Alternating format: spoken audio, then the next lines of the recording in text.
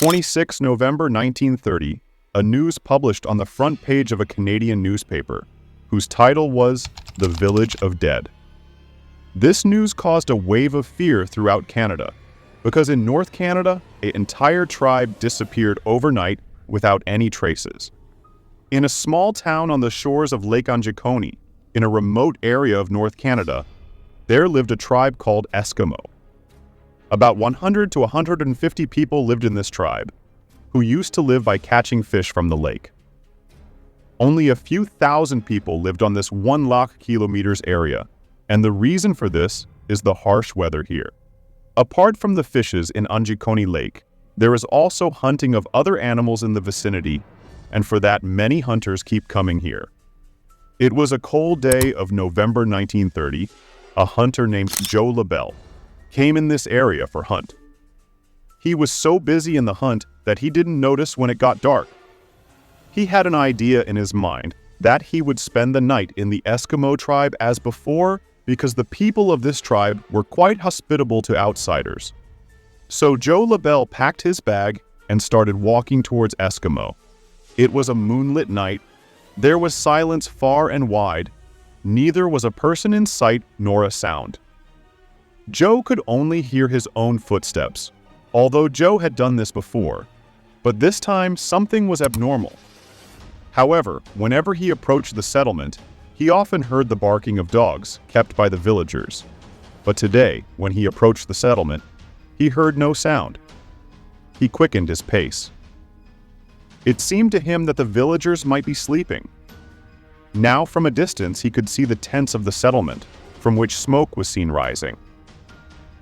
Finally, when Joe LaBelle entered the settlement, he was surprised to see that there was no human being nor an animal. But to Joe's surprise, smoke could be seen rising from the top of some houses, meaning that someone was either in those houses or had just left. He randomly went to a tent, but no one was there either, and so was the condition of all the tents. Joe might have seen the whole scene and walked away, but there was one thing that troubled him. In some houses, there were cooking pots on the stove, but the food in them were burnt. That is, someone kept it to cook for the night, but they could not eat it. Even the women of the village who sewed the clothes were also there. And the needle was also threaded. It seemed that the people of the village had suddenly left here. But where did they go? Joe LaBelle started searching the entire village. He saw the dogs that were kept by the people of the village. There was a rope around their necks, but the dogs had died of hunger. Although there was food in front of the dogs, there was no human to feed them. At one place, he saw a grave dug up. Looking at this grave, it seemed that it had not been dug up for a long time. Seeing all this, his anxiety and fear had increased immensely. He was quite frightened to see all this scene alone at night. People there always keep their dogs with them wherever they go out. But seeing all this, it seemed that something strange might have happened here. Something has happened that has forced people to suddenly left. So forced that they left their clothes and dog and could not put out the burning fire. Joe could not bear to see all this for long, and rushed to the nearest telegraph office. From there, he contacted the Royal Canadian Mounted Police and explained the whole situation to them. When the police reached the village, everything that Joe had told turned out to be true.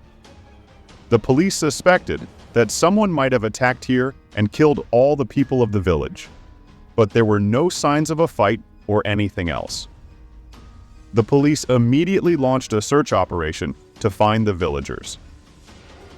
In this search operation, a very unusual thing was found, which perhaps even Joe had not noticed.